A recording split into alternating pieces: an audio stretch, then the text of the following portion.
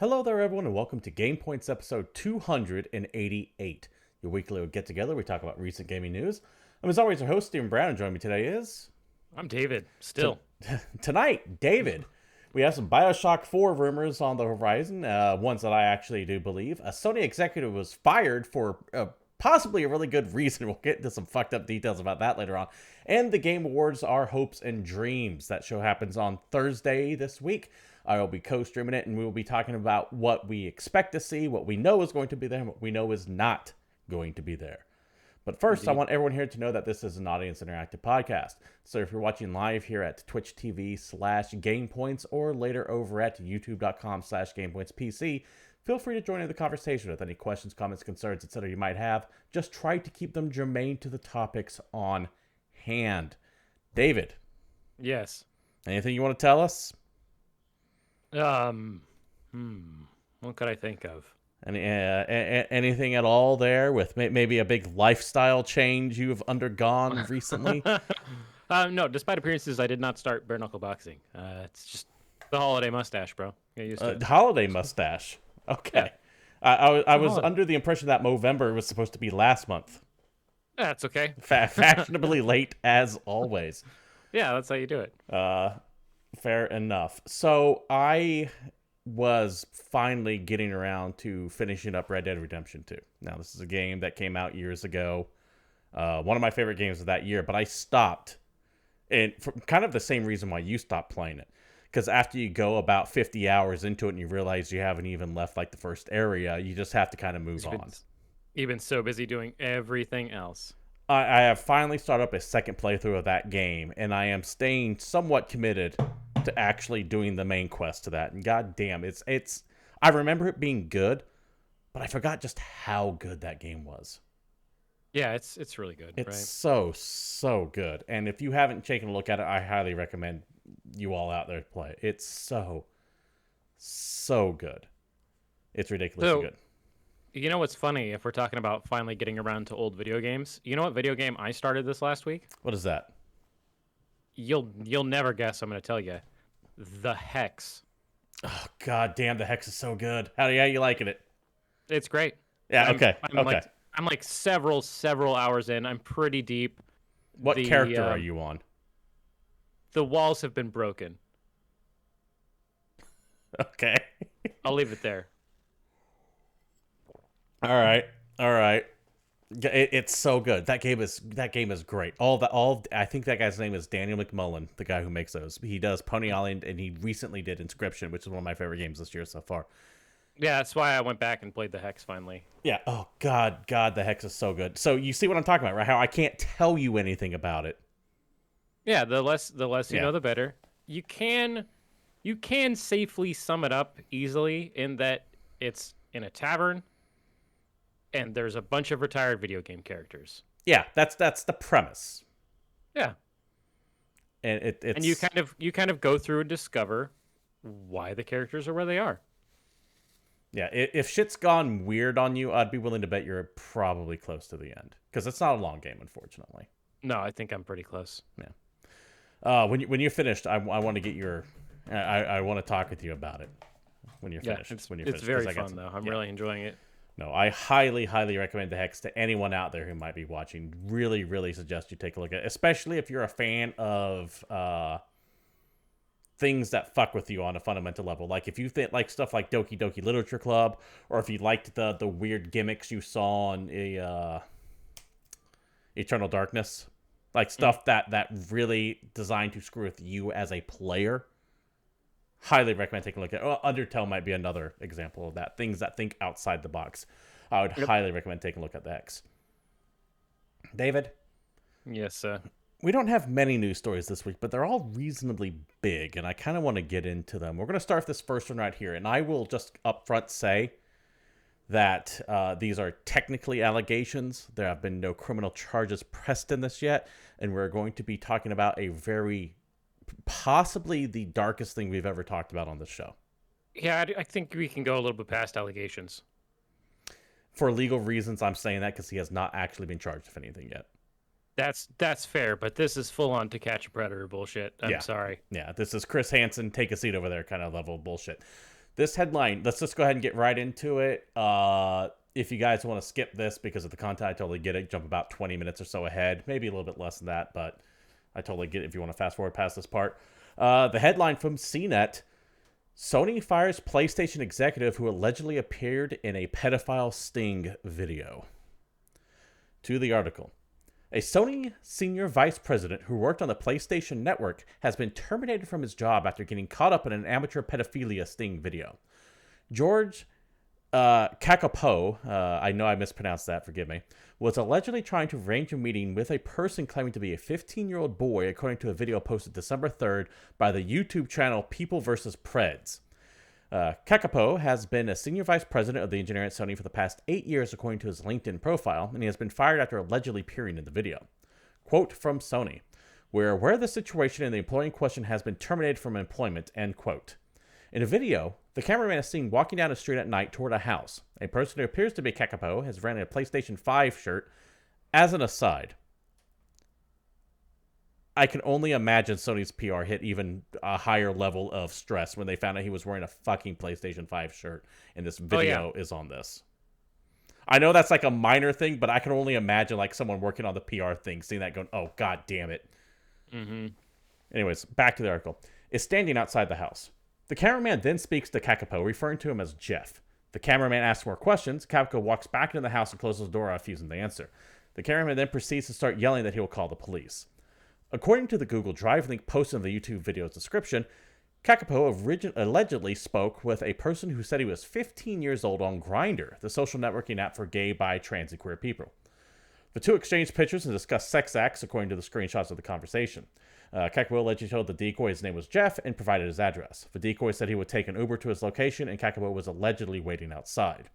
People vs. Press confirmed that once the information was sent to the San Diego County District's office, the DA's office did not immediately reply to a request for comment. I had to do my due diligence and take a look at the messages being sent back and forth, and they are graphic in detail. Yeah, I don't want anything to do with that. And that's the extent I'm going to get into that. So it's more than just, hey, why don't you come over? It is detailed activities that he was planning to do with a 15-year-old boy. Once again, I will throw the term allegedly into here for legal reasons because he has technically not been charged with anything, but Sony has found it in their interest to let this person go from their... Yeah, as an independent source, I can say with certainty, fuck this guy and the just everything about him. He's a piece of shit. This is not good. I don't think there's too much more detail we can actually get into this, David. I mean, the story is pretty clear cut. But this dude was caught to bust a pedophile sting. Yeah, he got Chris Hansen as being a piece of shit. Mm-hmm. This is one of those things that I thought about really hard if I should cover or not, but it does deal... If it was someone just working for Sony in general, like the music side or the electronic side, I probably would have done it. But this is a man who worked on PlayStation Network for years. He is an industry figure. And to my dismay, I don't see any... Or let me rephrase that, because I did get the source from CNET. But I see very few sites willing to get into this when they are willing to get into some minor bullshit about people who have done significantly less. Mm-hmm. So I don't know if it's... I don't want to say it's because they're trying to protect Sony, but I think because of the nature of the allegations, they are hesitant to even dive into it. Because even I kind of went, do I even want to talk about this? But this is one of those things that I think did need to get mentioned because of the severity of the allegations, once again, to use the term. And from my personal standpoint, I think this fucker's guilty as hell. But for a legal standpoint, I do have to say allegations. Yeah, back to the fuck this guy of it all. David, is there anything you want that you can add that you want to or even get into discussing about this? Because not really. Honestly, I knew we were going to talk about it and that it was going to come up in conversation because it's, it's industry news and it's technically it's a news story, right? And it relates to games pretty heavily, but it kind of just makes me sick to my stomach to think about. I think the last time I had like the quandary on to cover something or not that was like this was when the Madden shooting happened. When I looked at it and went, it's just so fucking horrible. Yeah. That you don't want to think about it, but it's it is industry news, and it is big industry news, and it should be talked about, and it should be dealt with. And I'm glad to see Sony at least reacting to it rather than covering it up. Not to say that Activision would have covered up something like this, but we have been bombarded with a bunch of sexual harassment allegations that are getting swept under the rug from one company. I'm kind of glad to see Sony moving quickly on this, at least seemingly to move quickly. I'm sure that more details of this will come out over the following weeks, because this did just all kind of explode a couple days ago. David, yes. I think that's going to do it for like the super, like, we got some fucked up stuff to talk about, but nothing on this level of bad. So why don't you go ahead and take over this next story here, and I will chime in occasionally with my thoughts and opinions on it. Stealthy Twitchy, good to have you in chat as always. All right, in a much lighter story from Video Games Chronicle, Bioshock's 4 setting and time period have reportedly leaked. That's right, Bioshock is still a franchise that exists, folks. Details on the in-development 4th Bioshock game were shared by journalist Colin Moriarty during a Sacred Symbols video on Friday. Let me pause you here real quick, David. In the interest of full disclosure, I do support Sacred Symbols and Colin Moriarty on Patreon at the $5 level. We're talking about someone I financially support, so. Okay. I have never heard of this person, just so everyone knows. Okay, fair enough. According to Moriarty, Bioshock 4 will take place during the 1960s in a fictional Antarctic city. This matches with what VGC has been told by our own sources about the game. Let me pause you again here real quick, too. The bitch of this is, David, I remember a few months ago hearing in a random conversation with someone who would know things, but I don't remember the details of this conversation because it was a little like fire and forget while we were playing something together, that the next Bioshock was going to have a snowy setting. Oh, that's funny. And my brain went, okay, somewhere like in the Rocky Mountains or something is what I was thinking, not Antarctica. Yeah, they're going full on. So, the thing. If anything, I now know to listen to this person more. Yeah, that's cool. And narratively, the game will be tied to the previous Bioshock games, the journalist claimed, and developer Cloud Chamber is targeting a 2022 release, which helps support that this has been in development for a little while. Which we did know, by the way. We did know Cloud Chamber was supposedly working on this under the project name Parkside. Jason Schreier reported that, I want to say, a year ago. But we didn't have the details Moriarty gives here. In a quote from Moriarty, it takes place in a 1960s Antarctic city called Borealis. The game is codenamed Parkside. I've been told that the development team has incredible latitude to get it right. That seems and sounds right to me. He added, internally the game is very secret and apparently totally locked up. Apparently the inclination that they will understand full well that this game will be compared to what Ken Levine does. And by the way, Take-Two is also publishing Levine's next game. Now, what I've heard is that Ken Levine's next game was supposed to have been shown off or at least officially unveiled at the Game Awards, but because apparently a Bioshock, I've heard a couple different names, subtitles for it going around. Whatever this new Bioshock is going to be announced soon as well. So they wanted to give some distance between it because Ken Levine, for those who don't know, was the guy who created Bioshock and Bioshock Infinite, not Bioshock 2. His name being behind a video game might do more than a game named Bioshock could do to, certain fans. And as such, they don't want these two things competing with each other. Mm-hmm. So from what I hear, this is all rumor and speculation. What I hear is that Levine's announcement has been pushed back till later next year, but that a Bioshock announcement is very, very close. I am not going to say necessarily Game Awards, but that seems to be that seems to be the breeding ground. It's most likely, right? Yeah, but don't hold me to that because I don't know for certain. Yep. Going on from the article, Jonathan Paling, who was a designer on the original Bioshock, as well as creative director at the 2K Australia team responsible for Infinite's floating world of Columbia, is design director for this new Bioshock. The game's creative director is Hoagie De La Plante, who was involved in the original Bioshock across multiple disciplines, including level design, environment art, and programming. Even more talent coming back. Scott Sinclair, the art director of the original Bioshock and Infinite, is working on Bioshock 4. And, of course, as we mentioned, Ken Levine, the Bioshock's original director, will not be involved in a new project because he's working on an immersive sci-fi game with RPG elements at Ghost Story Games. also makes sense that all these people who worked on previous Bioshocks would be working on this one, not necessarily because it's a Bioshock game, of course they are, but because when Ken Levine wrapped up Bioshock Infinite, he shut down Irrational Games, which is a massive studio, and really pared down his team to a very small handful of people to work at Ghost Story Games. So those people who were working at Irrational suddenly found themselves without a studio at. It makes sense that 2K would take them and put them into Cloud Chamber. Scooped up as many of them as they could, which is always good because I like when teams get to stick together. I know obviously the director's not there, but who knows? We'll see. They've got a good chunk of the old crew back together, so we'll see. I have also heard, once again, this is me. Do not take this to the bank. This is all secondhand sources, people who would not go on the record. But I have heard that when Hangar 13 went kaboom, whatever, not studio stuff, but whatever they were working on went kaboom, that a lot of people from Hangar 13 will shuffle to work on Parkside because the development of Parkside is apparently very behind schedule. Oh, geez. More crunch, hooray! Except not really. That sucks. It's because they're trying to walk that fine line. They're letting them take their time with it, but you can't take too long because from what I am understanding, 2K Games is somewhat gun shy about the development cost of the next Bioshock. Bioshock is a big important franchise for them, but Bioshock Infinite's budget ran significantly over. Yes.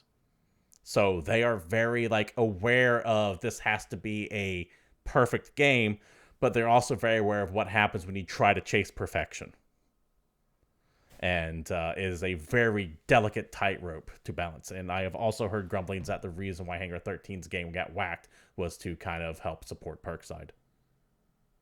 Once again, nothing official, nothing I can confirm. That is just grumblings I've heard. I'm sure we'll read all the details in a big Jason Schreier article at some point in a year or two. Stuff Twitch in chat says they wanted to avoid a Death Stranding. So, I would be willing to bet Death Stranding didn't actually cost all that much to make. And I know we've talked about this on the show before, but if you look at Death Stranding as a whole in the game, there really isn't that much there. Yeah, the engine does a lot of the work. The engine does do a lot of the work, but there's really not much enemy variety. There's not too much there's environmental stuff everywhere. But as far as think about a game in its entirety, how many NPCs you run into, different mechanics you might have in there, enemy variety, the different types of guns and everything that you pick up. But if you look at Death Stranding as a game, that's a very limited palette.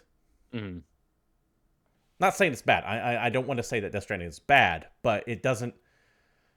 I hear that it was cheaper to make than you might think. Well, there you go. And that's all I got. All I got for you on Bioshock 4.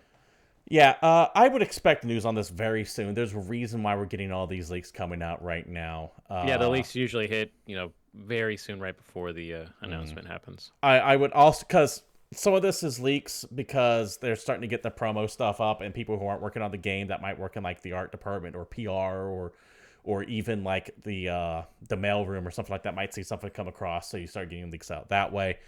And some of it is just I'm loath to say planted, but there are some people who give a tacit approval to talk about a game to certain sources. That way they can filter them out that way.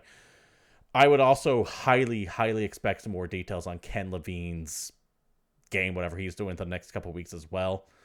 Despite what 2K wants to keep them separated, I get the distinct feeling that we are going to hear more about Ken Levine's baby probably within the month. Oh, we'll see. They might try and push that announcement as long as possible so they can build more hype for Bioshock, but who knows? Yeah, and I wouldn't be surprised if we saw Bioshock 4 at the Game Awards, which we will get into later on. Yeah. Dave, let's move to the next story here. This one just really boiled my blood for it's a shitty thing Take-Two is doing here while we're talking about Take-Two. But I got the anger I had over this was way disproportional compared to what it is. Via Eurogamer, Josef Ferris's It Takes Two is hit by a Take-Two claim. It Takes Two, the latest game from brothers of two sons, Josef Ferris, has been hit by a trademark claim from Grand Theft Auto parent company Take-Two. The acclaimed co-op puzzler about a pair of divorcing parents was struck by a trademark claim before its release earlier this year. It has emerged. Records show that Hazelight sequentially abandoned ownership of the name. In a statement to Eurogamer this week, Hazelight spokesperson said the studio, quote, cannot comment on unknown disputes, end quote, but the team was hopeful it will be still resolved. Hazelight did not dispute it had been forced to abandon a trademark to its game because Take-Two, something which can be seen in this notice of abandonment, sent to the U.S. Patent Office shortly after Take-Two's claim was filed. The team also did not comment on how this had impacted Hazelight's ability to sell or market It Takes-Two currently, any plans to rename the game, or for any ideas for a potential sequel. Take-Two declined to comment when contacted by Eurogamer. Essentially, Take-Two sued this studio because the game It Takes-Two is too close to their name Take-Two. Yes, which is also just a thing you can say in the English language. I mean, are you going to sue basically everyone who's on a TV or movie stage when, they have a second take? I'd be willing to bet they will. It gets actually worse. I didn't know this is what really set me off as I got deeper into this article. Back to the article. It Takes-Two is the latest victim in a volley of trademark and copyright claims from publisher Take-Two, and just one of dozens of claims issued this year against a wide array of businesses and products. U.S. Patent Office records show Take-Two is behind filings to contest numerous names with connections to the words Rockstar, Social Club, Mafia, Civilization, and more. They're just Harmony Gold, except for they're a rich as fuck Harmony Gold. Yeah. And by the way, if you think that just relates to games, oh, no. This extends beyond even the scopes of games. These include Beijing Company's trademark on the brand Star Rocks, the name of a clothing band, Max Fane.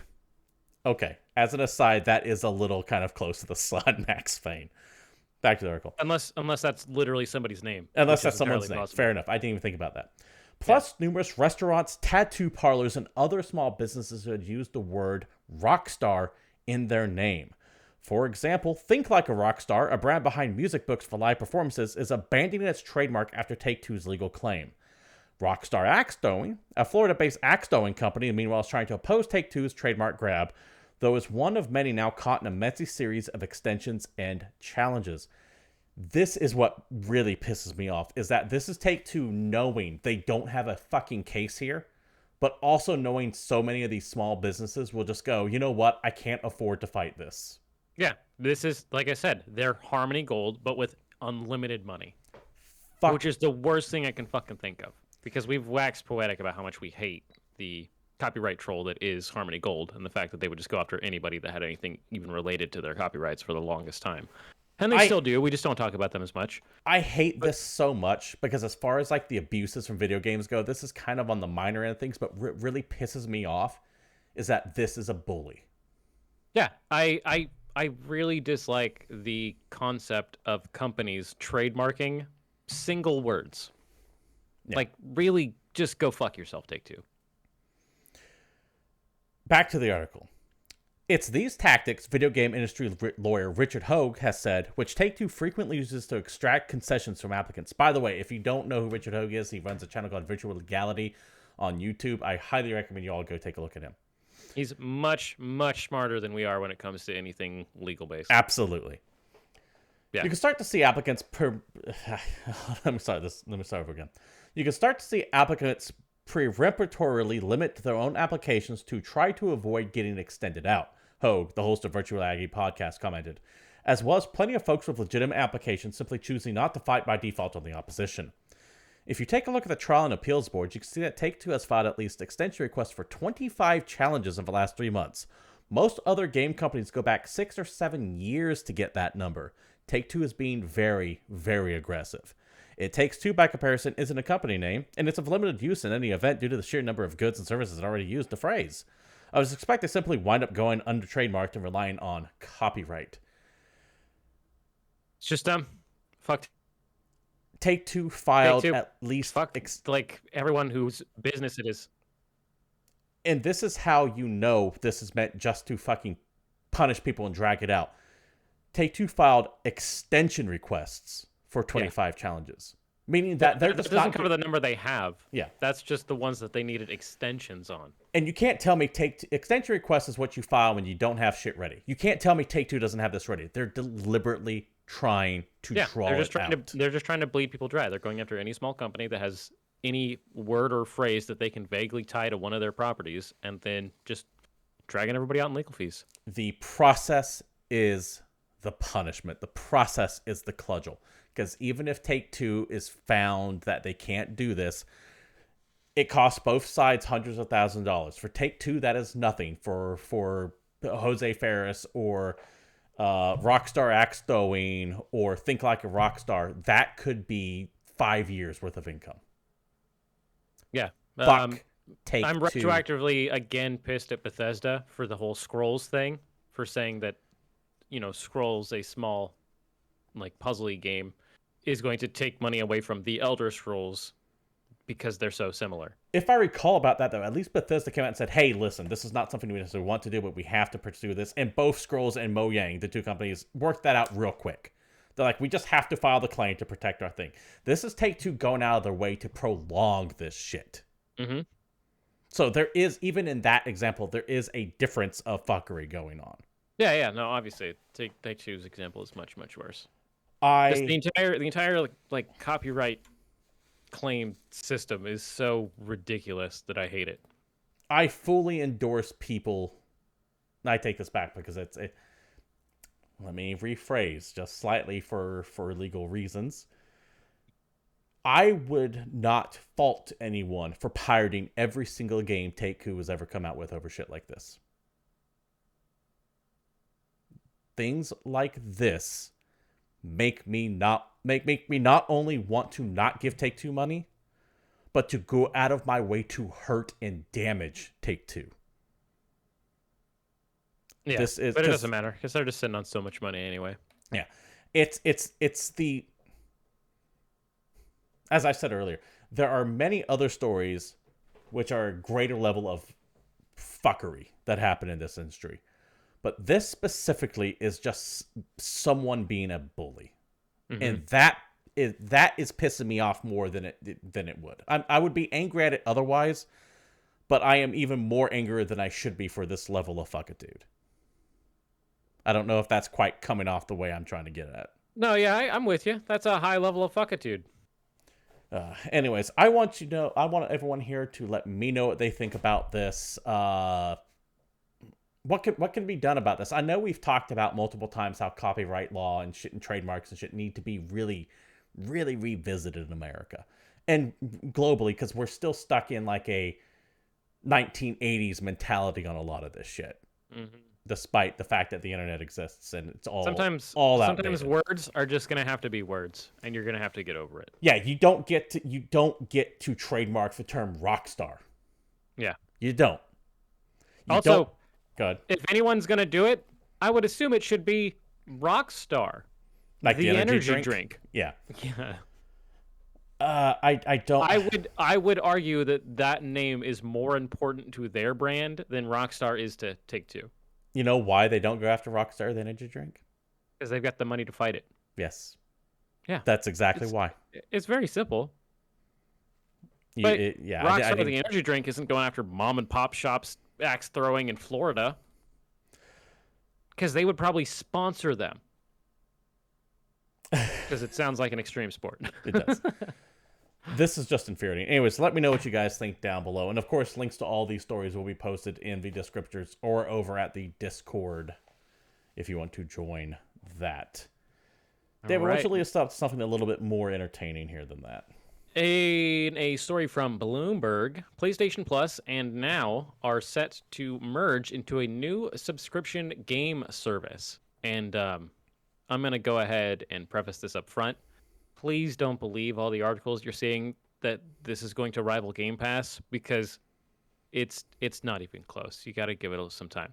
Anyway, Sony's Group Corp PlayStation division is planning a new subscription service to compete with rival Microsoft Corp's popular Xbox Game Pass. I'm reading the article. Don't sue me. According to people familiar with Sony's plans and documents reviewed by Bloomberg, the service, codenamed Spartacus, will allow PlayStation owners to pay a monthly fee for access to a catalog of modern and classic games, said the people who asked not to be identified because they weren't authorized to speak to the press about the plans.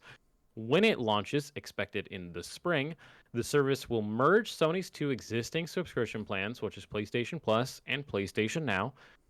Quick side note, for anyone that's never heard of PlayStation Now because no one uses it, they do have a subscription service that allows you to play older PlayStation games, even on your computer. but it hasn't been very popular. So they're just I didn't rolling know it worked with computer stuff as well. And we fucking do a Hey, video game podcast, and I didn't know PlayStation Now was PC compatible. That's how yeah, little they promote it. yeah, you can play like Metal Gear Solid 2 on your PC. I think you could do that anyway, but I don't know. I didn't have any other good examples. When it launches, expecting in the spring, they're going to merge. Currently, PlayStation Plus is required for most online multiplayer games and offers free monthly titles, while PlayStation Now allows users to stream or download older games. Documents reviewed by Bloomberg suggest that Sony plans to retain the PlayStation Plus branding, but phase out PlayStation Now, which makes sense because one of those you've heard of and the other one almost no one has. Details on Spartacus may still not be finalized, but documentation reviewed by Bloomberg outlines a service with 3 tiers. The first would include the existing PlayStation Plus benefits, so online play, monthly free games. The second would offer a large catalog of PlayStation 4 and eventually PlayStation 5 games. And the third tier would add extended demos, game streaming, and a library of classic PS1, PS2, PS3, and PSP games. Which sounds awesome. Except that Sony doesn't really care about their back catalog too much, and if you've looked into PlayStation Now, while there is a few things on it, it is nowhere near the back compat list that you see on Xbox, for example. Also, one thing to note of this service is that it will never rival Game Pass because Sony is still committed to not releasing their first-party exclusive releases on the service. So when the new Ratchet and Clank or when the new God of War or when the new whatever comes out, you got to pay $70 for those. Yes. And you're going to have to pay $70 for a long, long, long time before it makes its way to the streaming service. Yeah, there's no way Sony will put Horizon Forbidden West on a Xbox Game Pass equivalent day one. It will come 6 months after launch, if not later. Yes.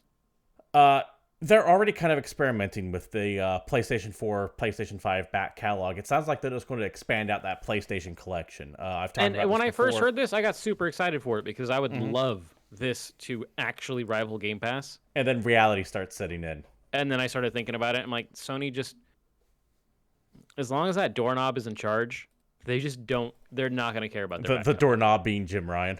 Yes. Just wanted to clarify. Sorry, it's not a sentient doorknob that sits in Sony's San Diego office. San Mateo office. Jimbo Bro Ryan. Jimbo Bo Ryan. So here's the thing. Sony has been unofficially hinting that they're going to be combining PlayStation Now and PlayStation Plus for a while. And you're starting to see signs of them kind of opening up a little bit more, of them putting games on PC with the PlayStation Now, with the PlayStation Collection, rather, those 20 or so great PlayStation games you get when you sign up to Plus. And by great, I do mean they are actually high. Oh yeah, that's like, a solid list of games. Yeah, it's stuff like Horizon, God of War. Or it's their big titles. It's not like garbage stuff. What this second tier service sounds like is that you get to just pay a little bit more, and they're going to expand that collection out some more. Yes, that is what it sounds like. And then the expensive one is, I guess they're going to make it so you can play your PS1 classics on your PS5 finally, and then some PS2 games. But I don't know. Is it going to work only on PlayStation? Is it going to work like now where I can also play it on PC? Because if this gives me a chance to play Front Mission 3 on my computer, like natively, without some kind of alternative service, then I could see that being interesting, provided that everything runs well and they actually work on it. But if they just kind of, I don't know, do you remember the PlayStation Classic? Yes. You remember how they basically stole an emulator and shoved it into there and then did no support or modifications or updates to make sure that it actually worked? Yes. I'm pretty worried that just, I don't know, based on their history with any of their old video games, that we're going to get something like that with this service, which is a real bummer. And what you'll also see too is not just like their big name titles will never be day one, but anything third party that would be on Game Pass, you would also see on this. Mm-hmm. So, for example, things like A Plague Tale: Innocence, the sequel to that, which was just announced to be on day and date on Game Pass, would also probably be day and date on one of the Surface offers. I can promise you, David, that the third tier of this will be minimum $25 a month. Yeah, probably. It will be something like $200 to $300 a year. Meanwhile, Game Pass for PC is $10. Yeah.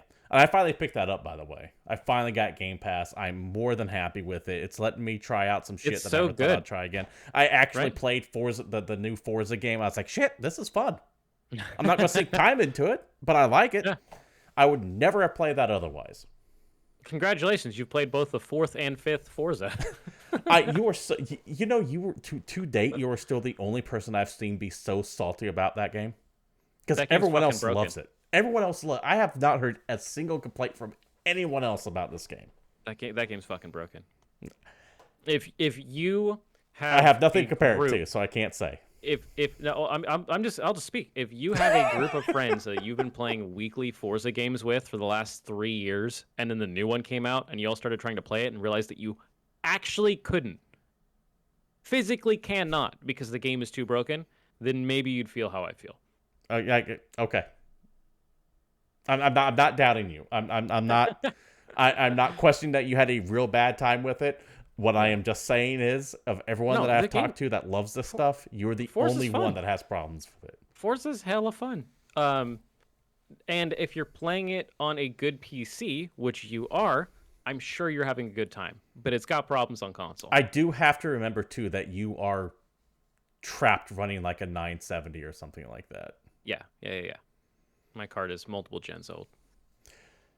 David, this week. Also, a quick thing to add on to the PlayStation story, because I'd be remiss if I didn't mention it. I desperately hope that I'm wrong. I really do. I don't think I am. I'm actually pretty confident. But I would be so happy if I was just eating crow in a year and the new PlayStation Plus was just fucking amazing. And yeah, that'd make me pretty happy. We'll see. We both know it's not going to be. I know. We both know it's going to be a pale imitation of Game Pass, and Sony is just going to quietly shelve it. And they're going to say, why isn't anybody signing up for our subscription service? Yeah, because I'm charging $50 a month for it, jackasses. It is at the very least going to be $20, because I think Netflix right now is like $17 or $18.99, and Jim Ryan's the kind of person that looks at it and goes, we're Netflix. Why aren't we charging Netflix prices? Make it $20 right. even. Minimum $20 a month. Minimum. I can see it already. That's added on to the PlayStation Plus cost. I think that's important to note. Fair enough. That is true. But that's still way more than you're paying now.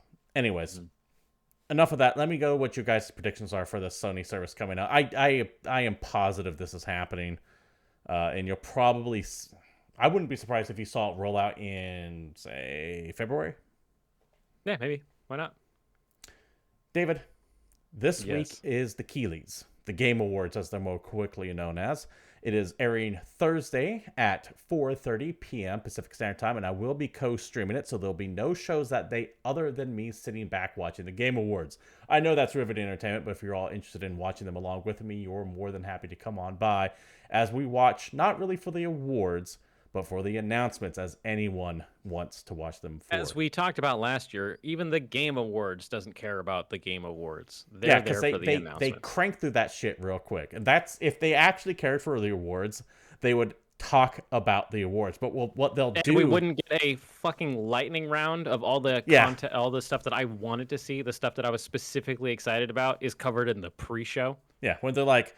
Best racing game is Forza. Best RPG is Final Fantasy. And they literally nail them off that quick. And then they take 5 hours, not 5 hours, but they take an hour of, let's be real, they're advertisements. Yep, and then we watch Maroon 5, and then we see whatever else happens, and then eventually we get to Game of the Year, and that's the whole show. It's the only award show that I can think of that lasts 3 hours where the awards only take like 15 minutes total. Oh, yeah. That actually, does anyone know if anyone's made a cut of Game Awards from last year that's just the time when awards are being presented and announced? Because I would actually really like to see how long that video is. Now, I'm gonna go with 19 minutes. That's my estimate. Okay. I was about to say over or under 20. You're saying 19, so yep, under 20. Just under. That makes sense. And we'll even account like acceptance speeches and everything in that too. Don't use last year's, because last year's was weird because it was all like Skyped. Oh yeah, no, you can go all the way back to 2019 if you want. I don't mind. But I would be curious. I know that I'm very, very harsh on the Game Awards, and it does have a lot. And of we things do to like criticize. Keeley. But I like Keeley, and I will say I legitimately enjoy the Game Awards too. Mm-hmm. I actually like I think the pacing's a little slow, but we do get a lot of information on it. That's all. Yeah, we do get a lot of information on it. We do get some stuff. This is kind of what this is now E3 for the year, for the most part, right? Mm-hmm. Sort of people doing their own thing. But it is airing this Thursday at 4:30. What we do know will be there for certain. We have a small list of people who've said, yes, we're showing up. First up, Ark Raiders. This is the first game from Bark Studios, which is being headed up by ex-EA Executive Vice President Patrick Sutherland. He was also the guy that was the CEO of DICE for a little while now. Mm-hmm. We really don't know what this game is besides a quick little teaser. It seems to be sci-fi-ish. But beyond that, don't know too sure. There will be a new Destiny 2, The Witch Queen trailer. The premiere of the Halo TV series trailer. I'm actually kind of looking forward to this because I think they're doing with Halo what I always want the TV shows with new IP to do. Or existing IP to do, rather. Not focus on the thing we've already seen. Exactly. I don't... Based on this quick little teaser, I get the feeling that they're not going to focus on Master Chief, whatever the fuck Master Chief's doing, but they're going to focus on just side stories throughout the Halo universe. And that actually has me intrigued. Yeah, that sounds fun. We'll see, though. That trailer comes out later this week. It's legitimately why we all liked The Mandalorian. Yeah. Because it was different. It was something else that was happening in that universe. It was different, and I don't think you saw a single Jedi until Ahsoka came in toward the end of it. But most episodes were just like, here's people and here's some guns. Cool. Yeah, it's great. Don't have this Force bullshit. I mean, the baby, yes, has some Force shit. I guess I shouldn't say we haven't seen a single Jedi because he's got that baby. But the Jedi weren't the focus of Star Wars. That's the important part, anyway. Or the Mandalorian. We're getting sidetracked. Yeah, I really am. I made a statement that wasn't true, and now I'm trying to frantically cover it up as well. That's okay. No one's here for our Mandalorian review. Game Pass is going to be announcing 4 new Day 1 titles coming out at that time. Very curious to see what these are. Kind of cute press release where they said, "Oh, don't forget, this is super top secret. Here's all the games we're gonna be adding to the service." And then there's 4 that just say some variation of the word redacted on it. I'd be very curious to see what these are now that I actually have Game Pass and will likely be keeping it because I'm very happy with the service. So I am. It's great, right? Super excited for it. You can download a video game and play it, and if it's shit, you can delete it and not even talk about it the next week on the gaming podcast. Exactly, and which I've done so many times. And by the time it's taken off of Game Pass, it'll be on Steam or something like that for an extremely reduced price if I wanted to keep it forever. Oh, try out Riftbreaker if you haven't yet. Oh, shit. I do need to try out Riftbreaker. That's really fun. I played the demo for it a while ago. That game, we're talking about the real-time strategy / base defense thing, right? Yep. Yeah. No, that game was cool. Yeah, that game was it's cool. Really fun.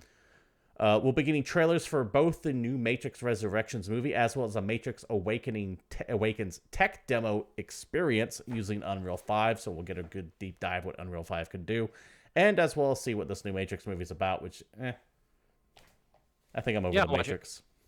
I'm excited. I like that he still got the long hair, because I don't think he could go back to Neo-length hair. It'd be too I don't weird. think so. I also am excited for anything that shows off more Unreal 5, because it looks great. Yeah, I'm curious what Unreal 5 can do. That more than anything. And that's why I hear the new Bioshock is also going to be running on as well as Unreal 5. Fancy. I once again can't attest to that being true or not. That is just grumblings I've heard. Something Sonic related. I'm terrified to bash Sonic in any way, shape, or form because the person who runs that Twitter account is vicious as fuck. So I don't want to upset Sonic, the Sonic gods at all, but apparently it might be something Sonic related. Wait, my Sonic thing, while we're on the topic, I don't know if you heard, but the lady that's been voicing Tails for a long-ass time is actually going to be Tails in the movie. Oh, good. Which I thought was cool. I like when they do that. Most of the time, voice actors for video games or whatever get replaced when it goes to a feature film, and she didn't, so I thought that was rad. I appreciate that. Once again, go back to The Mandalorian when they had Katie Sackhoff, who voiced Bo-Katan in the Star Wars Rebels cartoon, played herself in Mandalorian. I was like, I appreciate that. I appreciate that consistency quite a bit. Yeah, really like it. Anyway, back to you. Tiny Tina's Wonderlands might be shown off, and what I'm most excited about what we have been announced so far is that they're going to show a new trailer for Steel Rising. Now, for those who don't know who Steel Rising is, this is the newest game from Spiders, which is the little developer that could, in my book. I'm really excited to see what their new game Yeah, is. you've been excited because every time a new Spiders game comes out, you're like, oh man, they almost got it this time. Maybe the next one, and then the next one, oh man, it's so close. they consistently do better every single time, and they're like they're like one budget away from achieving greatness. They're a high B studio, and they are just so close. I do think that if someone just throw a shit ton of money at them, they could actually bust into a AAA studio status. I really do think that. Yeah. But Steel Rising is that game where you seem to be... It looks like an action RPG where you play a automaton marionette-looking thing set in an alternate French Revolution. I mean, that's pretty cool. Although I'm still kind of bummed that this isn't a surprise Steel Battalion sequel out of nowhere, but what are you going to do? What we know for sure won't be there. Dragon Age 4, which I'm excited for. And not necessarily Dragon Age 4. I'm excited that they're not showing for anything Dragon Age 4, because at this point, I just fucking want it to go away. They just need to work. Disappear. They just need to do the work. I don't need to hear about it. Also, anything related to Activision Blizzard outside the awards. So they've been nominated for a few things, but there will be no announcements from Activision Blizzard, no people from Activision Blizzard talking. It would be nice to say it's because of the recent things that are going on, and Keighley said, hey, we don't want them here with all the shit going on. But the reality is... Go ahead. Which he did, to be fair. He did say that, but the reality of the situation is Activision Blizzard has fucking nothing to show. Yes. They retreated into themselves. The next Activision Blizzard game that I can think of coming out is literally next year's Call of Duty. Right?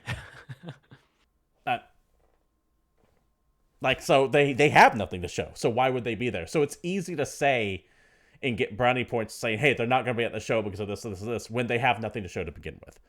I'm not trying to suck the gem out of Keighley's donut, but let's just once again, that's the other situation. Was that a Ninja Turtles 2 reference? I actually think I got it from Lock, Stock, and Two Smoking Barrels, or maybe Snatch, one or the other. I think it might have come from a Guy Ritchie movie, but dang, that term has existed forever. I was thinking Secret of the Ooze over here. What are you going to do?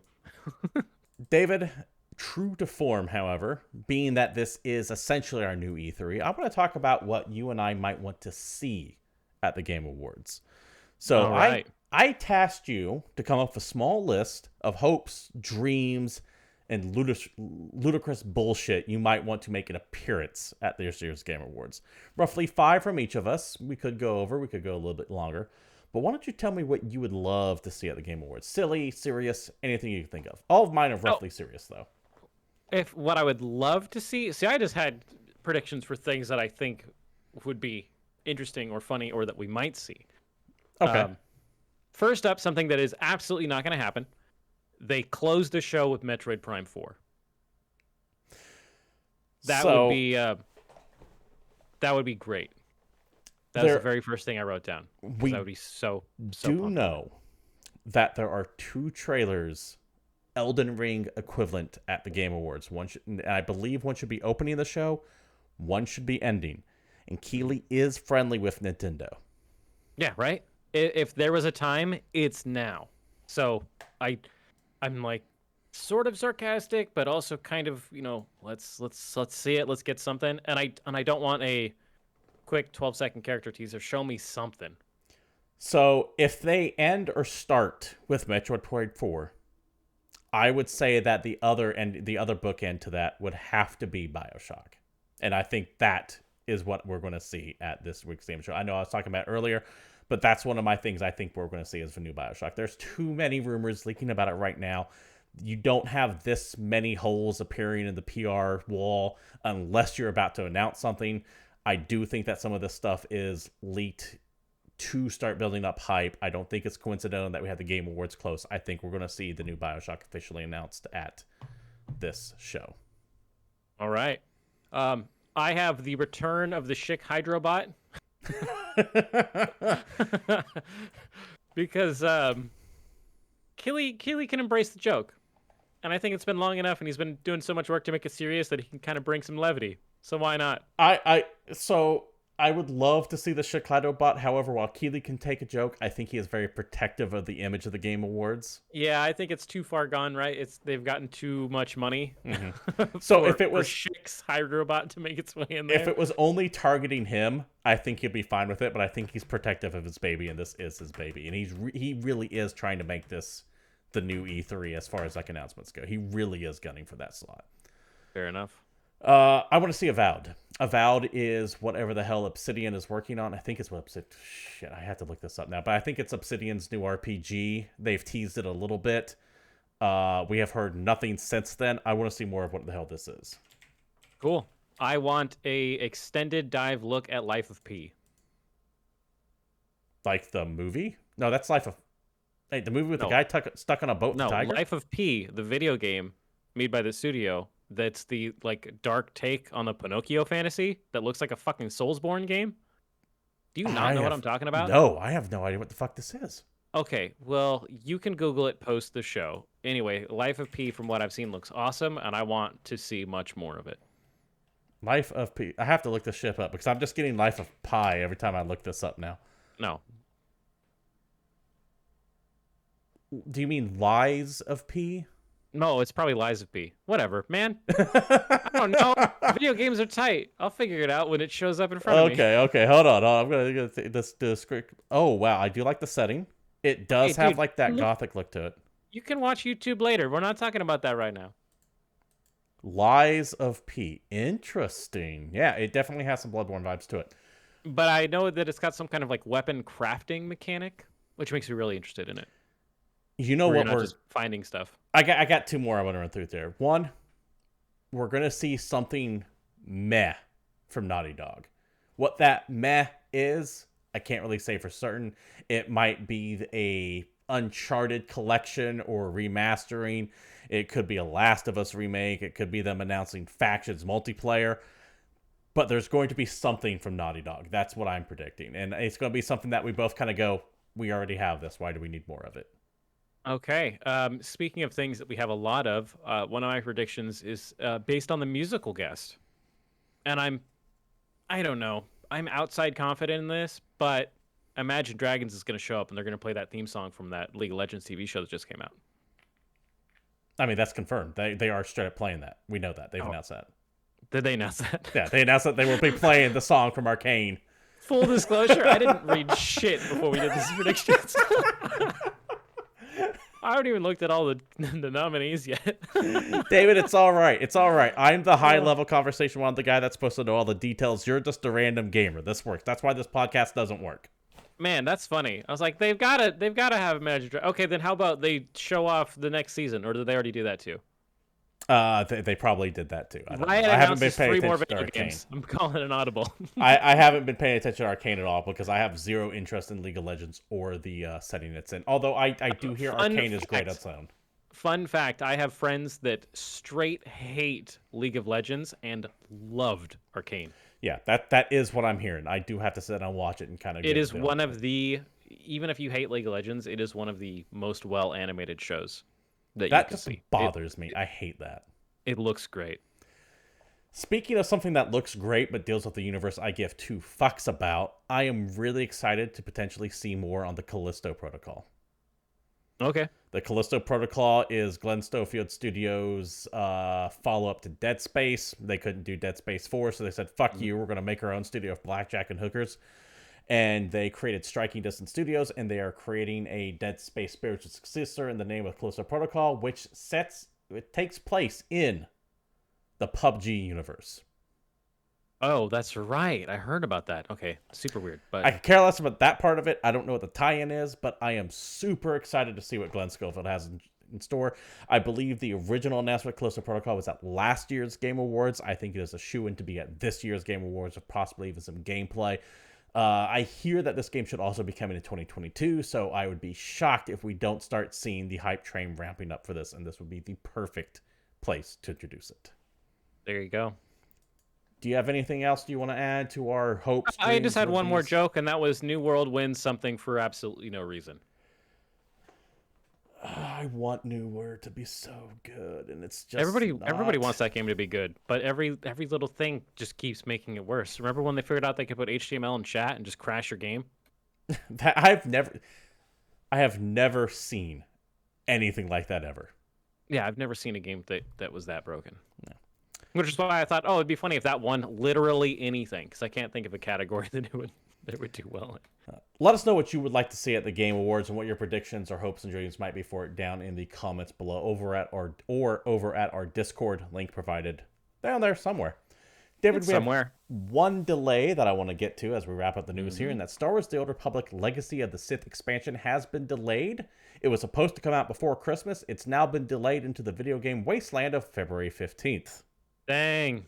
Surrounded by everything else. I think that is within a week of Dying Light 2, Destiny 2, The Witch Queen. It'll probably hit that date too, which is even worse for them. But I don't know if it's necessarily competing with a lot of the games that are coming out around that time. Agreed. I don't think Legacy of Sith expansion was going to bring anyone new into playing the Old Republic. This is if you're excited for the Old Republic, you're going to play this regardless of what else comes out. So yeah, exactly. Do you want to touch on this last thing here since you so jammed this into my notes? As a minor aside, we don't have to get details in it, but it did come out today, and it is gaming news. Ubisoft put out a video detailing their upcoming NFTs in that Tom Clancy game. Ghost Protocol, Ghost whatever, I don't fucking know. They're putting NFTs in. And per their own press release, if you look into it, there is absolutely nothing that the fact that these items that you can purchase are NFTs makes them any different from like DLC or anything else. Even people who support the NFT hate this. But the main reason why I wanted to talk about it is because it's a really funny side effect of YouTube removing the dislike button. Because when I looked at it, which was several hours ago, it had somewhere in the realm of like 600 likes, and it had been up for most of a day. And usually even the most stupid video game releases, like press releases, get 1,000 or 2. It was at 600, and if you run the app so you can see the dislikes, it was in the 5 digits. Right? People didn't like it. And as we checked right before we went into doing the show, the video's been unlisted on YouTube. So it's just hilarious. Ubisoft has immediately walked back on whatever this courts thing was. They went, okay, we fucked up, and I think they're just going to quietly push this back and maybe release it in a small little press release somewhere. But it's not like they're going to get rid of this, but they're not going to promote it anymore either because they just got lambasted. David, we have a whole bunch of announcements of games that are going to be popping up all over 2022 and beyond, and I'm actually looking forward to it. Despite our ribbing that we're giving the Game Awards, I do get excited for this show.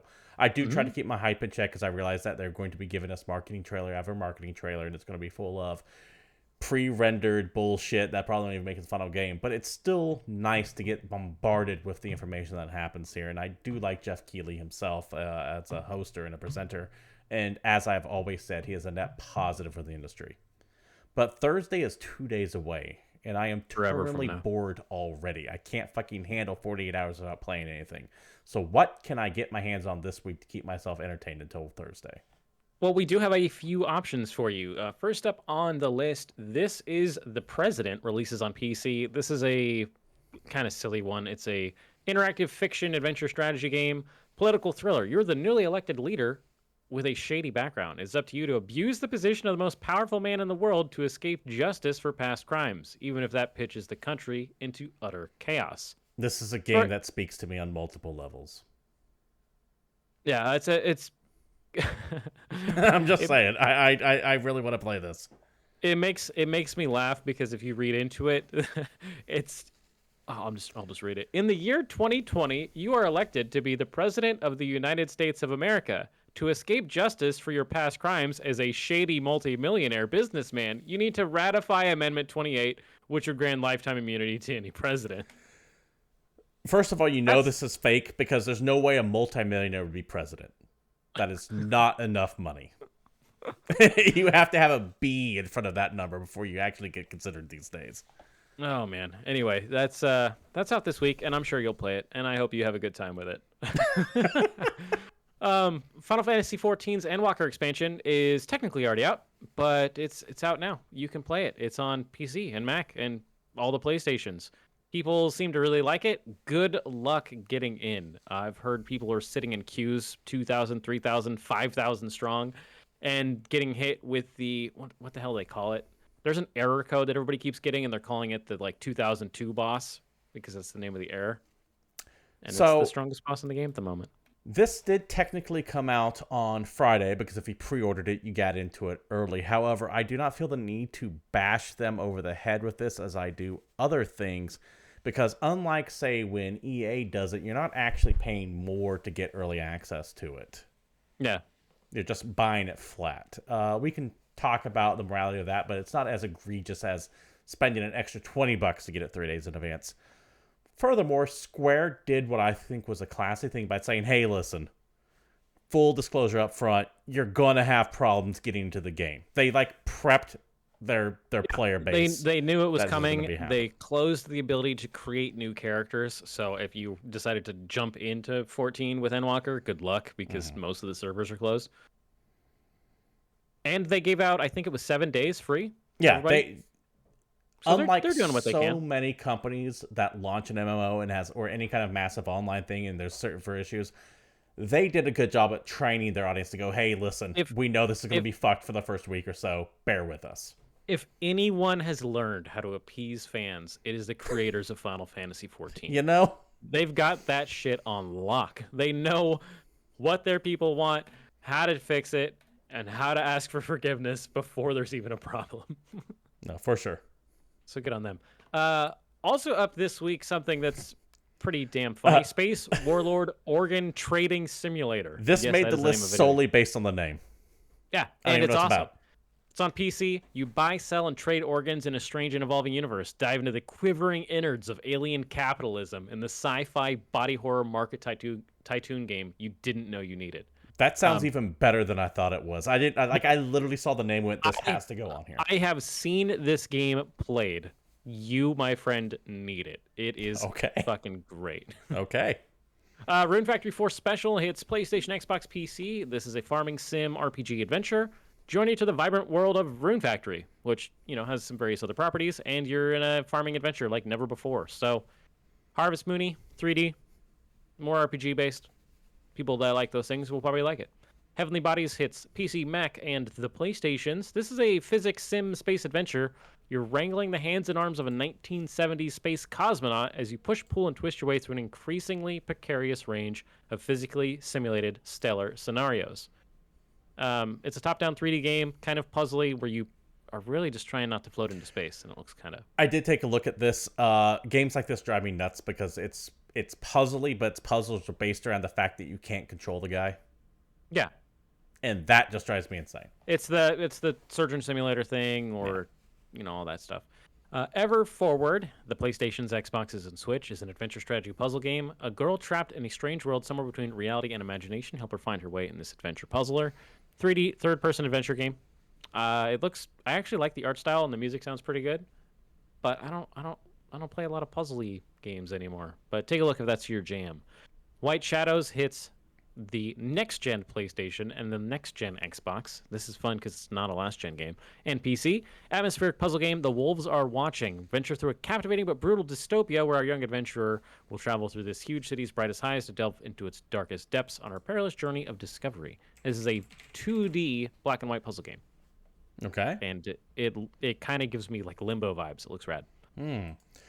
Speaking of Limbo, we should hopefully be getting some more news on Somerville soon as well. I think it's called Somerville. Withickwood.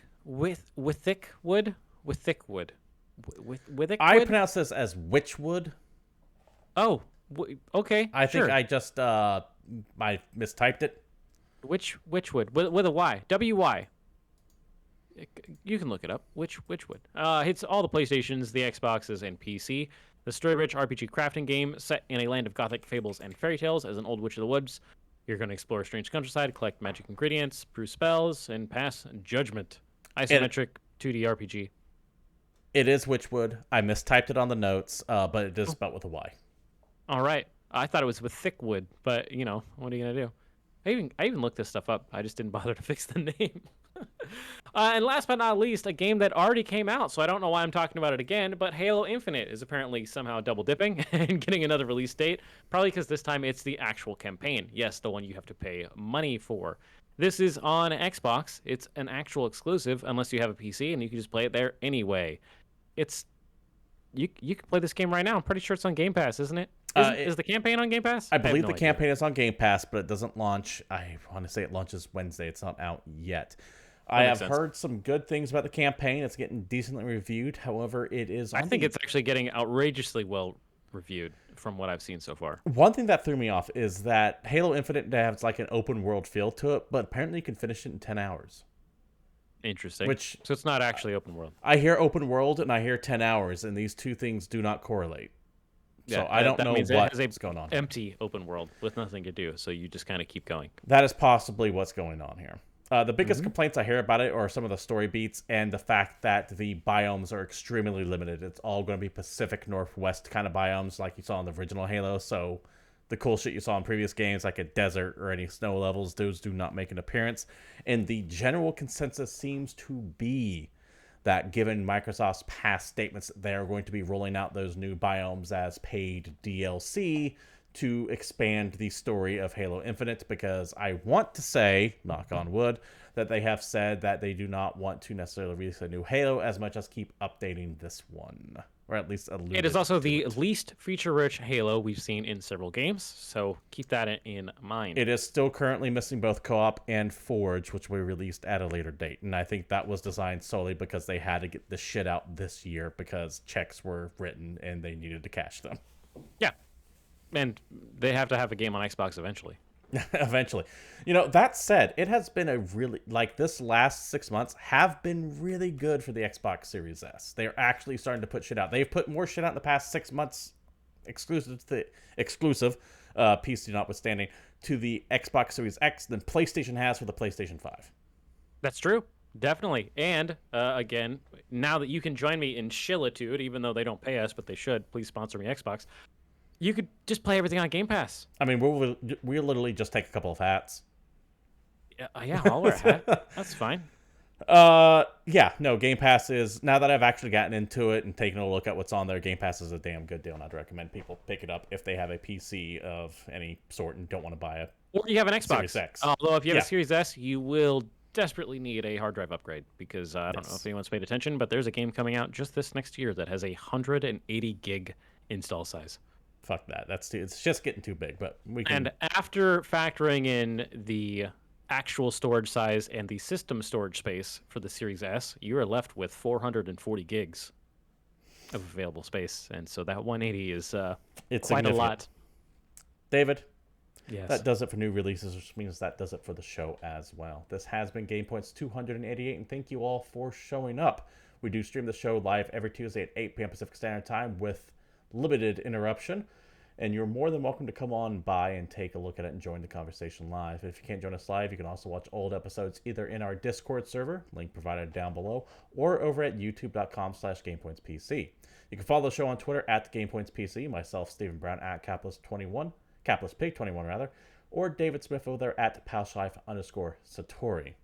I'll be back regular streaming on Wednesday, and then we'll be co-streaming the Game Awards Thursday starting around 4:30 p.m. Pacific Standard Time. You're all more than welcome to join me then to watch whatever the hell Jeff Keighley gives us this year. Until next time, though, thank you all for watching. This has been Game Points, and we're out of here. Barbecue sauce. What?